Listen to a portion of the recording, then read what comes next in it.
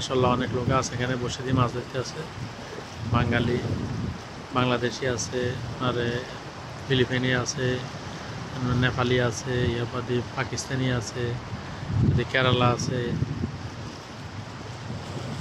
সবাই আজকে এই যে বিমানটা দেখলে আসলে দেশে যাওয়ার অনুভূতিটা জাগে আর কি।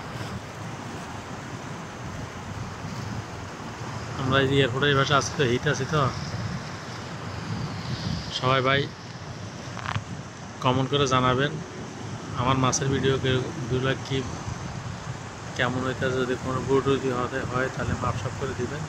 আর বিশেষ করে সবাই চ্যানেলটা সাবস্ক্রাইব করে রাখবেন।